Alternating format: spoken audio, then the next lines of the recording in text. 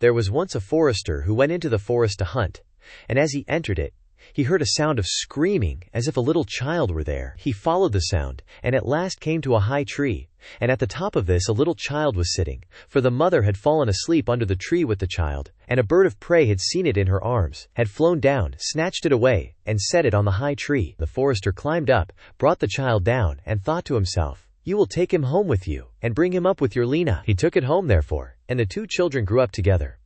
And the one which he had found on a tree was called Fundevogel, because a bird had carried it away. Fundevogel and Lina loved each other so dearly, that when they did not see each other they were sad. Now the forester had an old cook, who one evening took 2 pails, and began to fetch water, and did not go once only, but many times, out to the spring. Lina saw this and said, "Listen, old Sana, why are you fetching so much water? If you will never repeat it to anyone, I will tell you why." So Lina said no, she would never repeat it to anyone.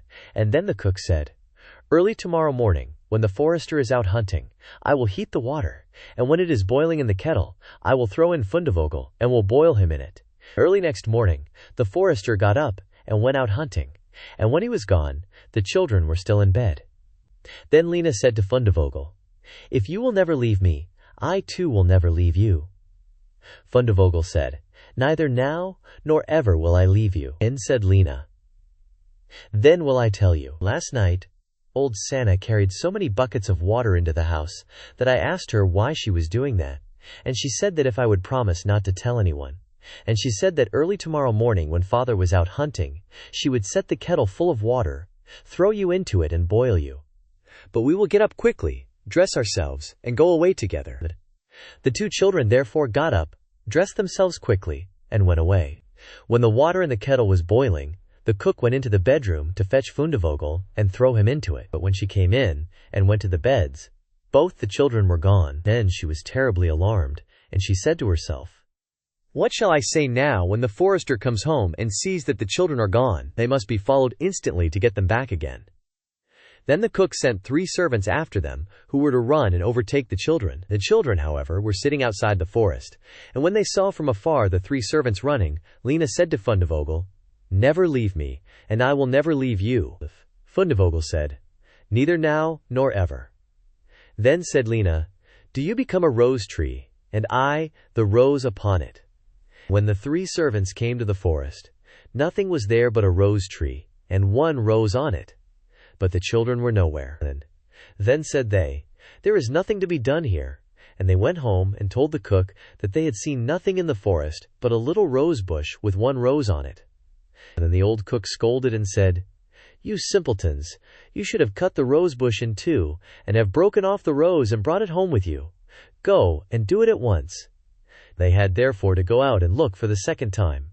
The children, however, saw them coming from a distance. Then Lina said, "Fundevogel, never leave me, and I will never leave you." Fundevogel said, "Neither now nor ever." Said Lina, "Then do you become a church, and I'll be the chandelier in it." So when the 3 servants came, nothing was there but a church, with a chandelier in it. They said therefore to each other, "What can we do here? Let us go home." When they got home, the cook asked if they had not found them.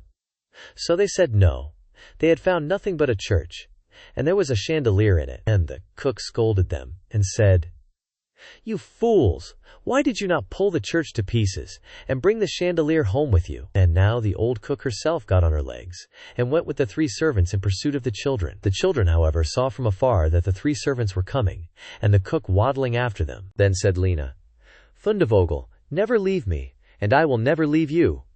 Then said Fundevogel, "Neither now nor ever." Said Lina, "Be a fish pond, and I will be the duck upon it." The cook, however, came up to them, and when she saw the pond she lay down by it, and was about to drink it up. But the duck swam quickly to her, seized her head in its beak, and drew her into the water, and there the old witch had to drown. Then the children went home together, and were heartily delighted, and if they have not died, they are living still.